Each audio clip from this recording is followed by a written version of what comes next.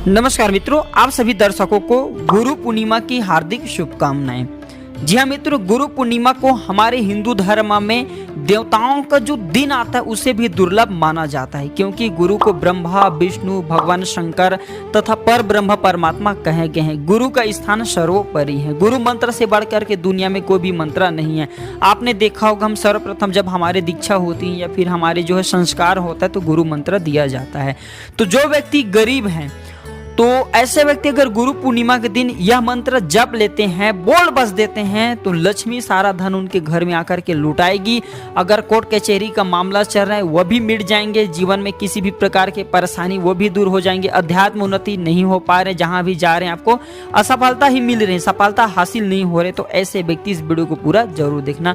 मंत्र में ऊर्जा होता है, मंत्र में शक्ति होता है, मंत्र में चेतना होता है। मंत्र के प्रभाव से भगवान साधक के बंधन में बंध जाते हैं। तो गुरु पूर्णिमा के दिन भगवान विष्णु, महाराज वेद व्यास तथा बृहस्पति, ये तीनों दिव्य महाशक्तियों का कृपा प्राप्त करने का सबसे अच्छा दिन है। भगवान विष्णु जी को पालनहार कहे जाते हैं और गुरु पूर्णिमा के दिन गुरुओं की गुरु भगवान विष्णु जी कहे गए हैं। तो अगर आप भी भगवान विष्णु जी की कृपा प्राप्त करना चाहते हैं, धन वैभव से परिपूर्ण बनना चाहते हैं, तो वीडियो को पूरा जरूर देखना, क्योंकि किसे कितना धन देना है ये भगवान विष्णु जी निर्णय लेते हैं। क्योंकि भगवान विष्णु को पालनहार कहे जाते हैं। धन देने का अधिकार भगवान विष्णु का है और धन बटोरने का अधिकार माँ लक्ष्मी को है। माँ लक्ष्मी धन के देवी कहे जाते हैं, लेकिन धन किसके किस्मत में कितना देना है ये निर्णय भगवान विष्णु जी करते हैं। तो जैसे मंत्र कई प्रकार के कहे गए हैं, जैसे कि अलग अलग मंत्र जाप करने के अलग अलग फल प्राप्त होते हैं। जैसे कि मारण, इस मंत्र को जपने से किसी भी व्यक्ति को आप मार सकते हैं। मोहन मंत्र होते हैं, इस मंत्र का जाप करने से आप किसी को मोहित कर सकते हैं। वशीकरण मंत्र कहे गए हैं, वशीकरण मंत्र से आप किसी को अपने वश में कर सकते हैं। उच्चाटन मंत्र कहे गए हैं, उच्चाटन मंत्र से जैसे कि किसी भी व्यक्ति को उस स्थान से भगाना चाहते तो उच्चाटन मंत्र का प्रयोग किया जाता है। इसके बाद आता है विद्वेषण मंत्र। विद्वेषण जो मंत्र होता है ये झगड़ा कराने के लिए, परस्पर मित्र में शत्रुता भाव पैदा करने के लिए किया जाता है।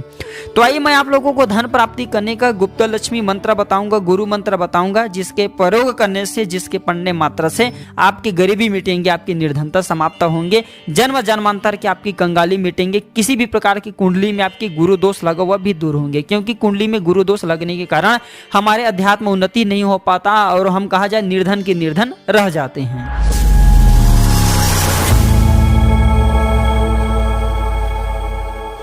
तो गुरु मंत्र कुछ इस प्रकार से हैं, इसे किसी पेन कॉपी में नोट करके रखें। पहला गुरु मंत्र है ओम गुम गुरुवे नमः।